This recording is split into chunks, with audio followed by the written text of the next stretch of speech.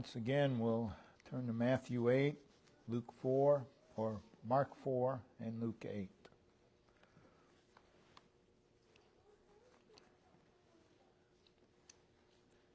Matthew 8, verse 24. Behold, there arose a great tempest in the sea, insomuch that the ship was covered with the waves.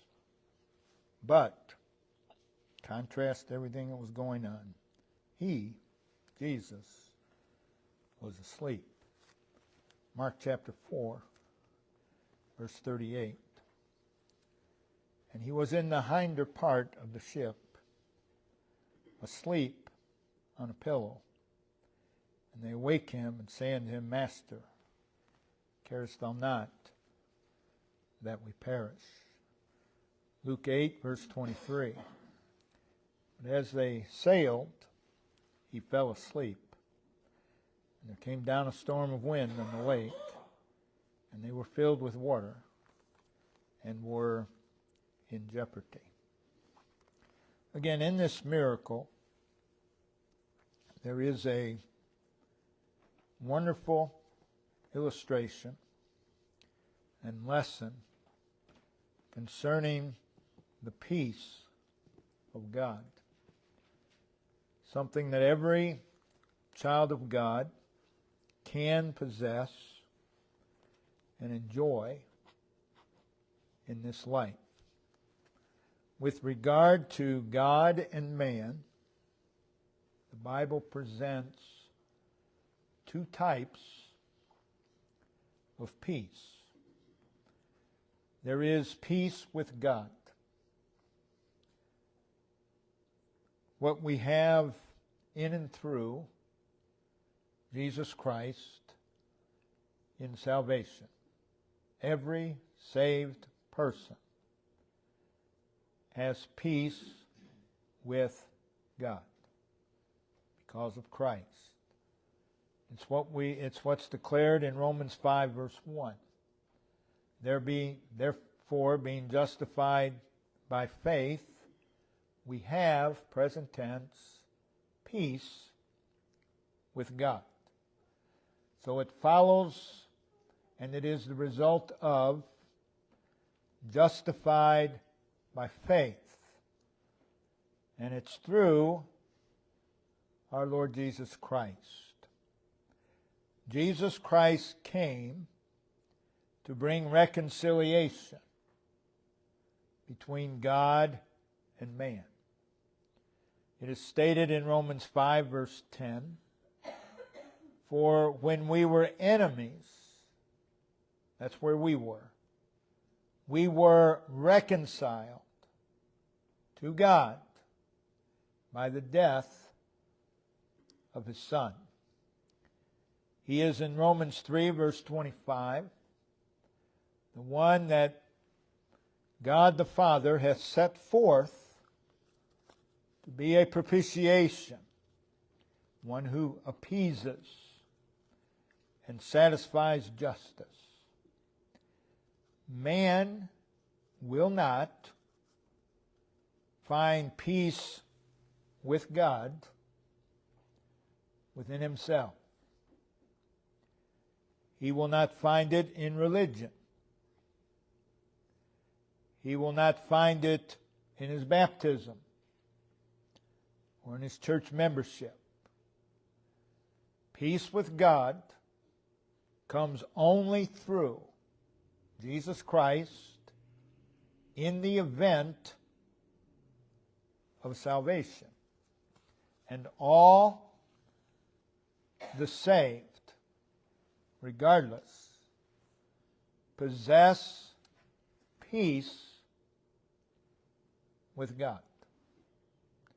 And all the unsaved stand in urgent and desperate need, because they're enemies. They stand in need of peace with God. Also, in Philippians 4 verse 7, Colossians 3 verse 15, we read of the peace of God. Two different things. peace with God.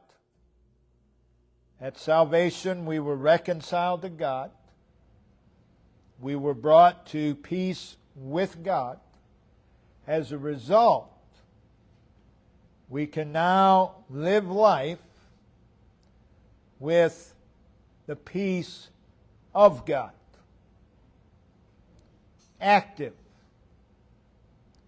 in our hearts. In this account of Jesus calming a storm on the sea, there is a picture. There is an illustration of the peace of God that the saved individual can experience. Again, all the saved have peace with God. Not all the saved, because of the life they live, have the peace of God. We can have both. Peace with God, the peace of God. In the account, Mark 4:35, again Jesus says to the apostles, let us pass over unto the other side. Mark 5 verse 1, and they came over unto the other side. And in between those two statements, there's a picture of the child of God's voyage through this life to glory. And in the account, between these two phrases, there is a storm. And in that storm is a picture. A picture of the peace that a child of God can experience and be possessed by in the storms of life. So let's look at this scene again. It takes place on the Sea of Galilee. Approximately 15 miles long, 8 miles wide. The voyage starts with a calm. Again, Luke 8:23, as they sailed along. Sailing along, indicative of favorable conditions. Very suddenly, everything changed. There was a fierce wind. Mark 4, verse 37, again, there rose a great storm of wind. This was an extraordinary storm. It was a storm of significance.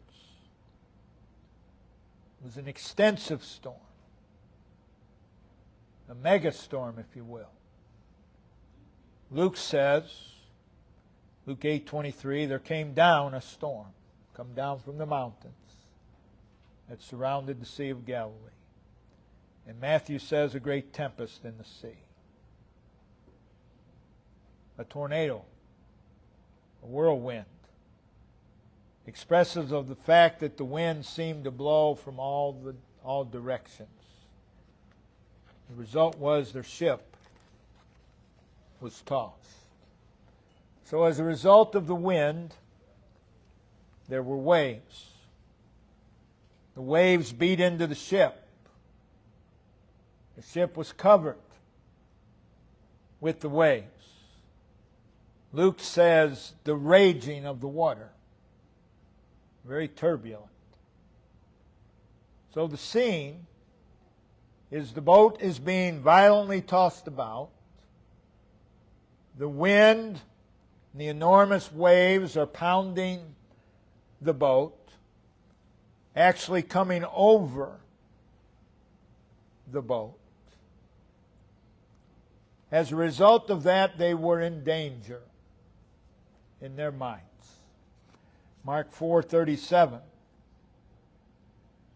The waves beat into the ship, and the ship was now full.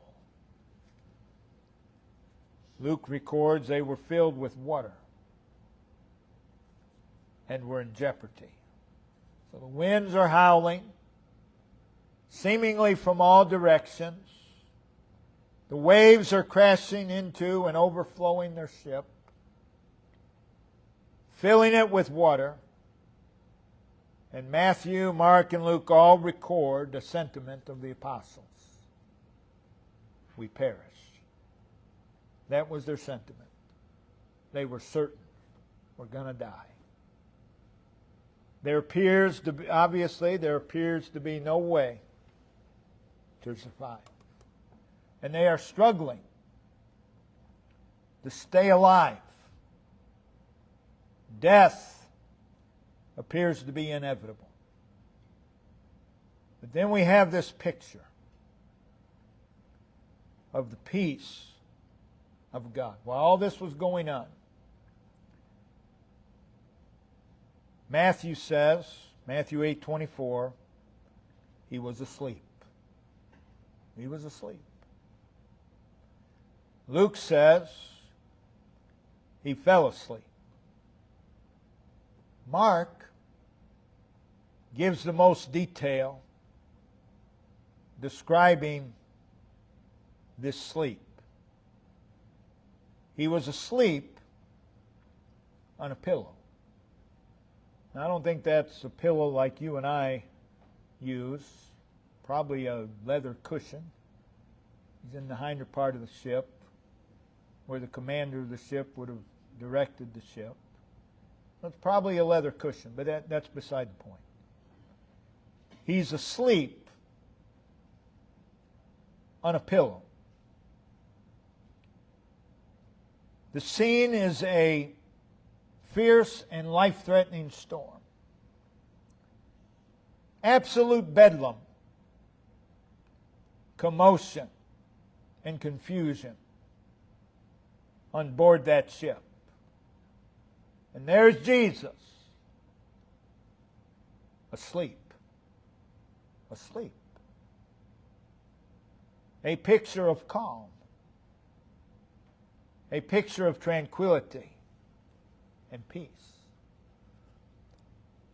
And this during a raging and life-threatening storm.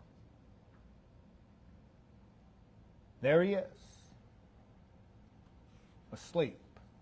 They all took notice of it. They went and looked for him. Sometime when they were sailing along, he got up and went to the hinder part of the ship. The sleep of Jesus is described. Again, they all record that he was asleep. But it's Mark that gives us two more bits of information regarding the fact that he was asleep. He was in the hinder part of the ship. Mark took notice of that. That's the roughest part. And he was asleep on a pillow. Matthew and Luke just says he was asleep. But again, Mark gives us these two other bits of information. So Mark takes notice that Jesus was in the stern portion of the ship, which is typically where the captain or controller of the boat sat. And along with Matthew and Luke, Mark took notice of the fact that Jesus was asleep. But he adds another detail. Asleep on a pillow. Details ought to get our attention. They're there for a reason. Well, it's good enough that we know he was asleep. Well, obviously not. Because Mark was led to record he was asleep on a pillow. That has to be significant. It wouldn't be there if it wasn't. So he takes notice. There's Jesus. He's asleep, but he's asleep on a pillow. He not only took notice of it, he recorded it. And he not only recorded it, he emphasized it. He was asleep on a pillow. I believe that's a picture of peaceful sleep. He's not tossing and turning. Aboard that ship was great alarm and panic, agitation, distress, anxiety, disturbance, unsettledness. And there is Jesus asleep on a pillow. Again, there's a contrast. Aboard that ship, the apostles are frantic. They're distraught. They're all in a tizzy. All worked up. And there's Jesus, asleep. And Mark makes sure we know this, on a pillow. This is something that I believe astounded Mark. He's taken by this. He's asleep on a pillow. It is a picture again of calm, tranquility, and peace. It's the peace of Jesus. The very peace that Jesus gives to His people. It is Jesus sleeping peacefully in the midst of the storm, in the midst of the chaos. It's an amazing picture. The winds appear to be blowing from all directions. The winds are working against them. The waves are rising, battering and crashing into the ship. The boat is being tossed about. The apostles are being tossed about. All was seemingly out of control. And there's Jesus, asleep on a pillow. He went to the hinder part of the ship for that purpose, to sleep. The fact that he was on a pillow shows that that was his intention, was to sleep. It's the polar opposite of everything that's going on in the ship that night. On that ship was an extreme high level of turmoil and stress. Everything's in a state of upheaval. Absolute bedlam aboard the ship. But if you take a little trip into the stern of that ship, you'll see something amazing. There's Jesus, asleep on a pillow. It is a state of inward rest. None of those apostles, it wasn't on any of their minds, you know what, I could use a good nap right now. It wasn't on their minds. It's a state of fearlessness. It's a state of security. It's a state of contentment. It's a state of assurance. All is well. You're not going to get a pillow, lay your head on it, and go to sleep if you don't have some sense that what's around you, everything's well. All is well. It's a state of inward calm. So we see him there, asleep on a pillow. That's a picture of the peace of God. Also, the peace of God is illustrated by what Jesus did. Matthew, Mark, and Luke all record that when they awoke him from sleep, he rose up. Again, he did not stagger. He did not have to figure out where he was. He rose up. He did not cower his head in the pillow, but he arose. And he did so with intent. And there he is, standing in the storm. Again, he's not tottering. He's not trying to get his balance. He's standing firm, unlike the apostles. In the midst of the swirling and fierce wind, there he stands. In the midst of all the commotion, keep in mind how they awoke him. Carest thou not that we perish? In the midst of all the commotion and the panic, there he stands. The winds are blowing. The waves are rising, crashing into the ship, tossing it about.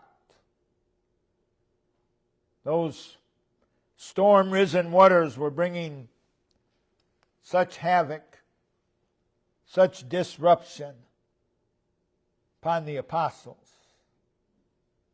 but they had no effect upon Jesus.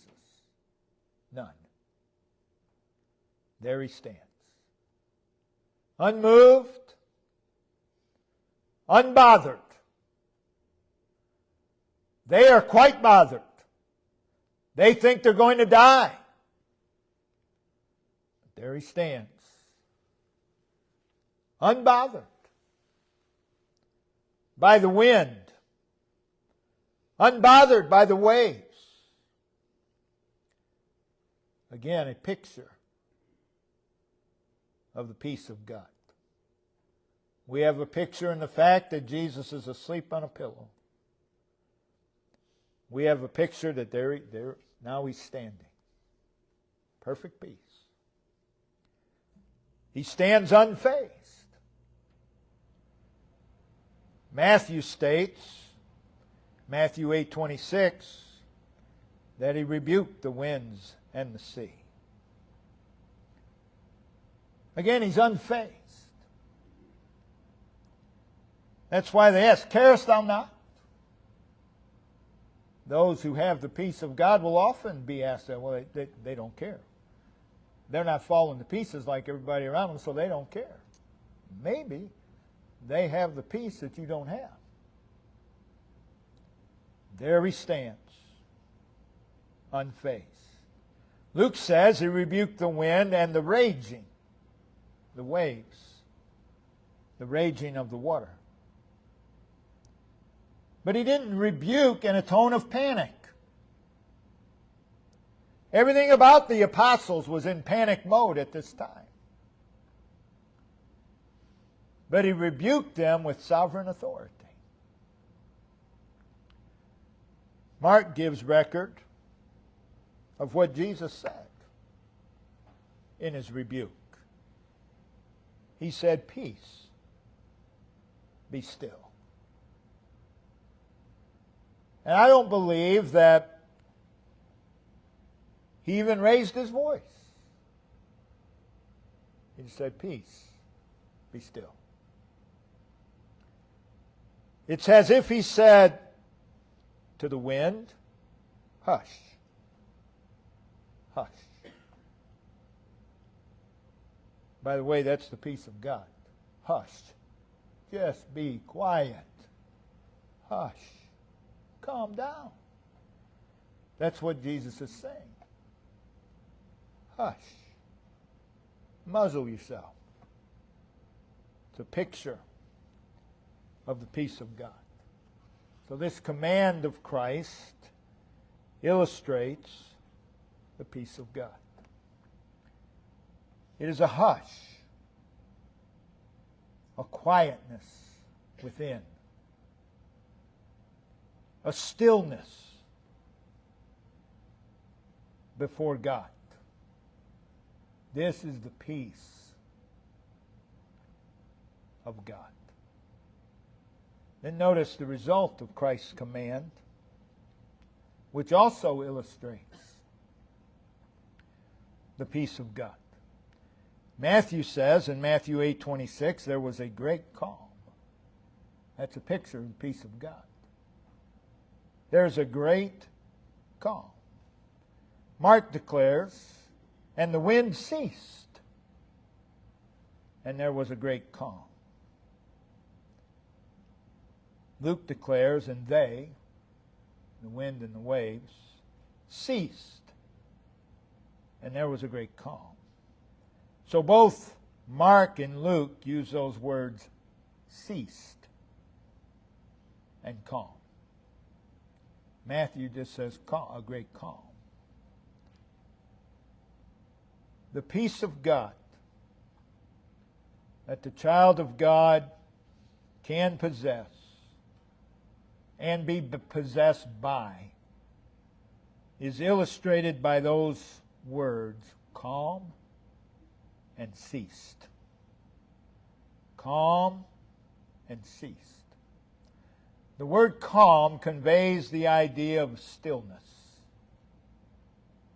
It's a freedom from agitation. The water was being agitated. The result of Jesus speaking, there was calm. It was a freedom from agitation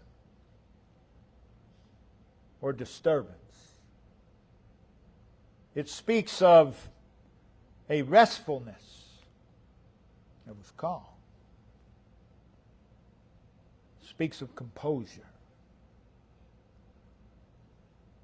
tranquility.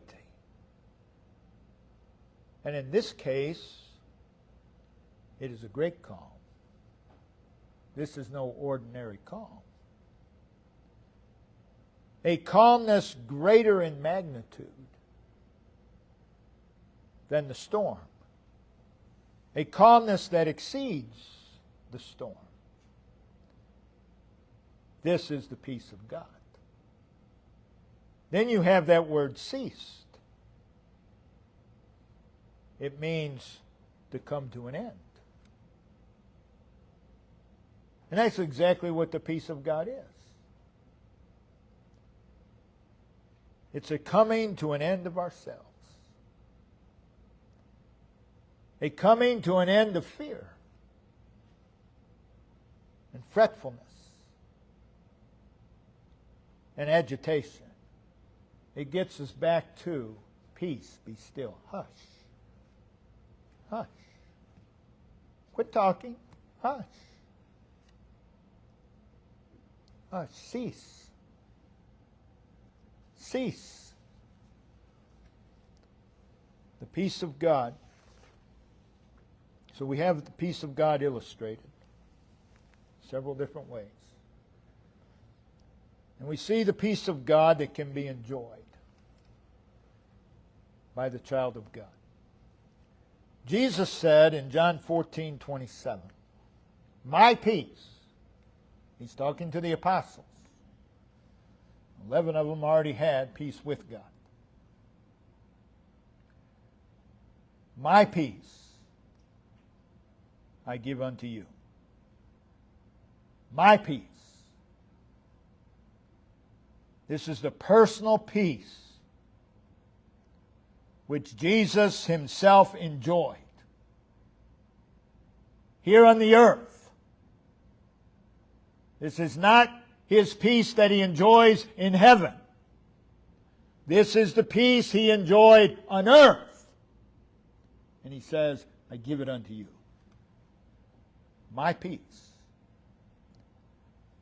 It is the result of unbroken communion with the Father. You stay in communion with God, and you will have the peace of God. Jesus says, I give unto you my. Anything that Jesus gives us that is His, that's a good thing. My peace. Not as the world giveth, my peace. It is a peace from I unto you. And it's this peace of God that is illustrated in the calming of the storm. It is this peace of God that is illustrated in Jesus arising and standing firm. It is this peace of God that is illustrated Jesus asleep on a pillow. Colossians 3 verse 15, the peace of God ruling. The peace of God ruling. That is, it's an active force. The peace of God ruling in your hearts. The peace of God has an active force. The very peace of Christ has an active force. Ruling, controlling your heart. That is the peace of God. Not every child of God enjoys that. They can. That which is in the heart defines us. It's who we are. This peace of God is to define us. It's to define who we are. It's the very peace that Jesus possessed. The tranquility, the calm, the composure, the contentment that Jesus possessed during His earthly ministry. Actively working within us. Defining and shaping our lives. Paul stated in Philippians 4 verse 7, he said, it passeth all understanding. The peace of God passeth all understanding. It's a peace that's beyond explanation. It's a peace that will raise you above the world. It is a peace that will raise you above being under the control of the events of time. It is a peace that will raise one above difficulties and trials and the obstacles of life. It's a peace that's stronger than worry. Everybody worries. Everybody does. For someone to say, I never worry, you've got a different definition of worry, I'd like to hear it. But everyone worries. Some people, that's all they do. But everyone worries. But this is a peace that's stronger than worry. Everyone has fears. But this is a peace that is stronger than the fear that we are prone to. So, how we ought to thank God for Jesus asleep on a pillow. Peace. What a picture. And every child of God can possess that peace. We thank God that we have peace with God. People will say, well, I've made my peace with God. Well, if you made it, you still don't have it. Peace with God comes through Jesus Christ. There is peace, and then there is the peace of God. The peace that will just carry us through life. Raising us above. Making us different from all that's going on around us. It doesn't take much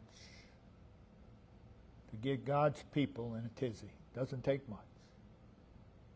All it takes is one headline, and they're in a tizzy for 6 months.